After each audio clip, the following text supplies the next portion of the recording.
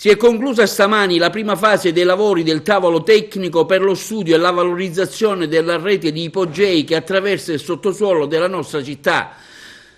Oggi la conferenza stampa per la presentazione dei risultati del lavoro svolto dal coordinatore nonché ingegnere capo del Genio Civile di Agrigento, architetto Rino Lamendola, alla presenza del direttore del Dipartimento regionale Salvatore Lizzo, dell'assessore regionale Marco Falcone. Guardi, riportare alla luce una delle più straordinarie iniziative dell'uomo diventa un fatto non soltanto culturale, ma diventa un dovere nei confronti di un meraviglioso territorio quale quello di Agrigento.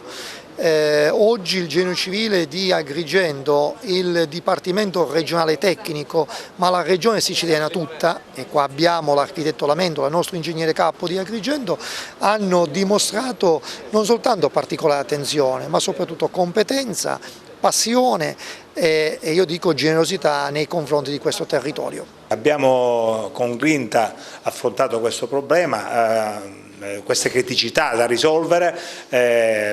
Abbiamo già svolto la prima fase dei lavori in adempimento ai tempi del cronoprogramma che abbiamo condiviso con il tavolo in occasione dell'insediamento.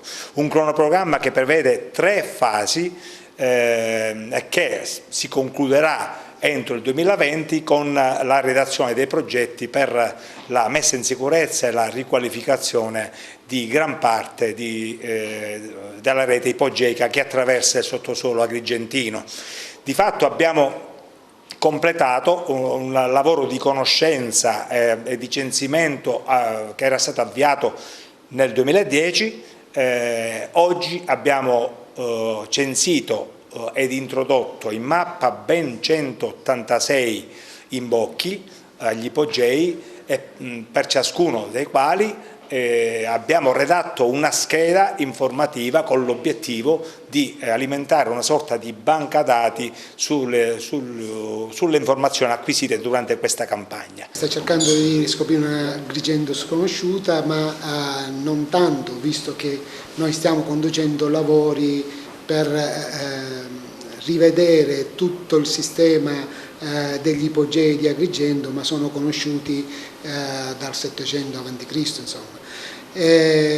Io credo che questa sia un'operazione importante non soltanto dal punto di vista storiografico, non soltanto dal punto di vista storico, ma anche dal punto di vista strutturale e di sicurezza.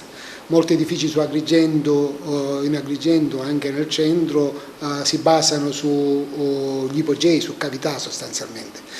Capire dove sono queste cavità, capire qual è l'importanza e la dimensione di queste cavità può anche far evitare cedimenti strutturali anche gravi.